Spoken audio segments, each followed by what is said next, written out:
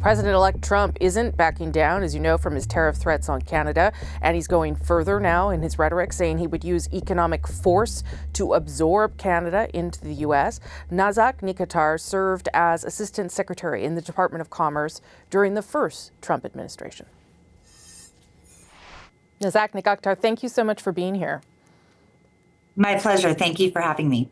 We're, about a week away from President-elect's inauguration, and the language that the President-elect is using towards Canada continues to change and sort of grow, I think, for most Canadians, more threatening.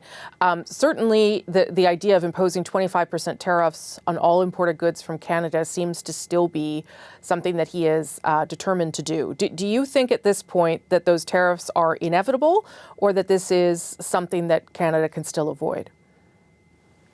Absolutely. I think this is completely avoidable. There's no question that not only President Trump, but really everybody in his administration understands the incredible, valuable, close, important relationship between the U.S. and Canada, the how intertwined our economies are, how even more intertwined our economies need to be. We globally have trade issues with China. We have supply chain issues. We have to work together to leverage our supply chains, workforce, et cetera, to really get ahead of the China threat.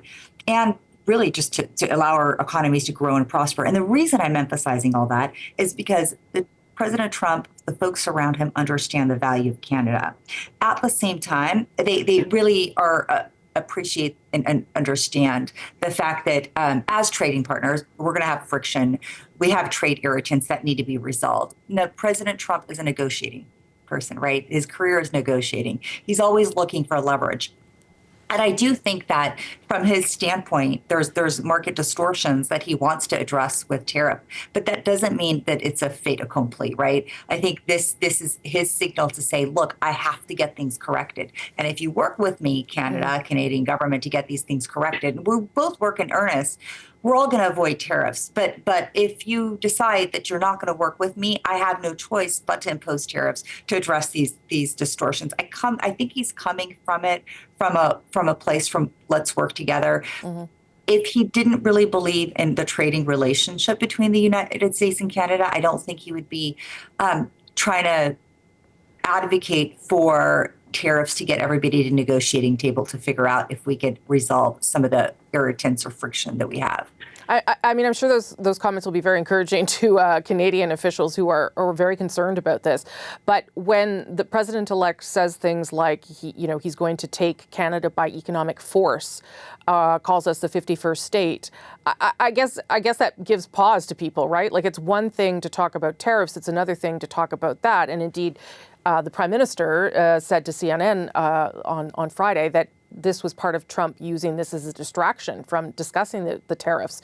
What do you make of the escalation of the comments, as at least from Canada's point of view?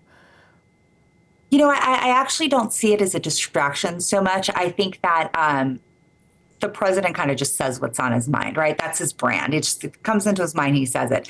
And I think what his message there was sort of twofold. I think one, he's basically saying that, like any patriot, America's the greatest country in the world.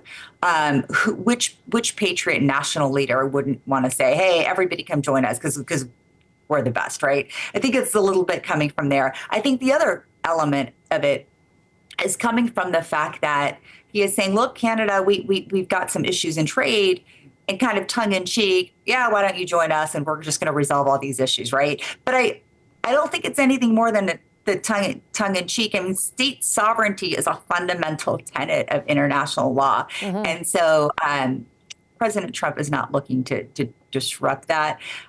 I think part of it is symbolism, his patriotism. I think part of it is really just emphasizing this desire to try to resolve differences and, hey, be part of us. We're going to resolve the differences that way. But I really think the foundational point, what really should drive both of our countries is to figuring out if we're going to even continue to make this relationship healthier and stronger. And without question, I think everybody in the Trump administration believes that these trading partnerships are so important Let's really get everybody to the table and let's discuss where we can do better. And then let's really move in earnest to do better. We have learned that the Canadian government has prepared a list of hundreds of American goods for retaliatory tariffs, things like steel and plastic, Florida orange juice. This was something that the government had to do in the first Trump administration, as I'm sure you know, to respond to the steel and aluminum tariffs. It did work. After a year, those were finally removed. What do you make of that strategy, though? Should Canadian officials be concerned that it would provoke the president-elect? Is that the right signal to send at this stage? I think that's a great question because I wouldn't do that, right? If the president is threatening tariffs because he's saying, look, there's issues, right? We've got immigration issues, there's subsidization issues, there's, China circumvention through Canada issues. I think Canada, when it has two options to say, okay, we get it, you have some asks of us. Let's sit down and let's see what we can resolve. I think that's a better strategy than to say, no, I'm not going to resolve anything and I'm going to slap tariffs back on you. Mm-hmm. That nothing good can come out of sort of counter threat. I see it only escalating. President Trump is not the kind of person who would ever back down. But I also think that it's incumbent on those who have equities in this to really understand that the tariffs that President Trump is talking about, he's really focused on working with the Canadian government to resolve those. And so when the Canadian government again kind of comes in and says, I'm not going to resolve this, I'm just going to slap tariffs back on you, yeah.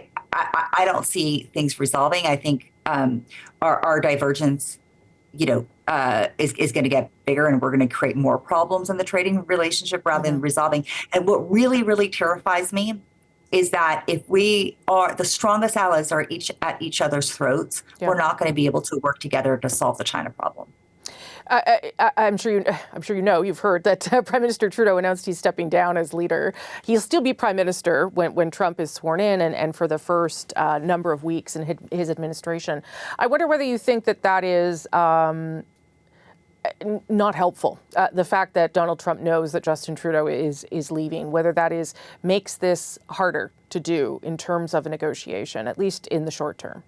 I don't think so. I think President Trump is going to understand that, he's going to want to speak with Prime Minister Trudeau. It's signaling things are going to trickle down, and hopefully he's going to be able to impress upon Prime Minister Trudeau that, we want to work on resolving these issues. And I think we're going to get there. I genuinely think that Canada believes in the Canadian-U.S. relationship as much as the U.S. does. I think that we have incredible supply chain dependencies that we need to augment. And so I think it's going to work out. I think everybody's going to get to the table and talk through things. Well, I'm sure that's very reassuring for many Canadians. Nazak Nikakhtar, thank you so much for making the time. I appreciate it. My pleasure. Thank you for having me. Small businesses in Canada are preparing for the reality of tariffs on products. Julie Bednarski-Malik runs a business that sells healthy snacks to customers in both Canada and the U.S. Julie, thanks for joining us this morning. How are you? So much for having me today. Yeah. So tell us, how much do you rely on the United States for your business? Good question. Well, we import a lot of products, raw ingredients, packaging from the U.S. So it's one of our largest trading partners. And so these proposed tariffs that we don't know if they're going to come into play, but if they do, it's going to dramatically negatively affect our business and many other food manufacturers across Canada. Give me a sense of how it would. If you had a 25% tariff, I don't know how much you sell to the United States, but how would that impact your bottom line? So, we have a lot of different products. We have over 100 different Healthy Crunch products. And some of the raw ingredients that we get, let's say for our kale chips, we get a lot of fresh produce, organic kale from the U.S. just because it doesn't grow in Canada. So we try to source as much as we can locally, but there are some ingredients that we just can't find, let's say in the winter here in Canada. So we do have to source them from the U.S. And a lot of food manufacturers, since COVID, there's been lots of challenges. We had restrictions, that we had price increases, supply chain issues. And on average, food manufacturers, their margins are around 35 to 45%. And then once we take in kind of all the different programs that retailers have, net margins are around 15%. And so if these proposed 25% tariffs do come into place, a lot of businesses are going to be selling their products at a loss. So what are you doing to prepare, if anything? So, mitigating risk is the most important thing as an owner of a business. For us, we are trying to look if there's other sort of suppliers that we can source locally here in Canada versus having to buy ingredients and different components from the U.S. But again, in the winter, there's no organic kale growing in Canada. So there are going to be certain components that we won't be able to source locally. And those are the ones that we, if these proposed tariffs do come into place, we are going to have to implement price increases. But right now, as a company, we're looking at all different options. We haven't hit the panic button yet because, ultimately, until these tariffs do come into place, that is when we'll kind of try to mitigate all risks that are coming at us. What would you say to political leaders as you see we're a week away from Donald Trump coming into office? People are trying all different things. There's a list of retaliatory tariffs that the government has come up with. What do you think should happen? In Canada, medium to small businesses are the foundation of the Canadian economy, right? And it's so important that the Canadian government does whatever it can to make sure that these tariffs don't come into play, just because it's like having price increases for consumers is dramatically going to negatively impact our economy. So, it would be great to see the government do as much as they can to avoid these tariffs if possible, just because we don't want to see Canadian businesses go out of business because they can't sort of be imposing these tariffs. Yeah. Are you losing any sleep over this, Julie, or are you hoping for the best? Right now, as I mentioned, we're trying to sort of do all our research, see what other options do we have. But right now, we haven't hit the panic button yet, just because we want to see if these tariffs do come into play. Once they do, if they do come into play, then I might be losing some sleep. And just because, a lot of times when we do sort of put price increases into retailers and Canadian retailers, sometimes those price increases might not come into effect for 6 to 8 months, even a year. And so, if we have these 25% tariffs on some of our imports, but we can't increase our prices, you're going to see a lot of companies that are going to be struggling selling their products at a loss. Okay, Julie Bednarski-Malek, nice to meet you. Thank you for making the time this morning. Thank you so much. Okay.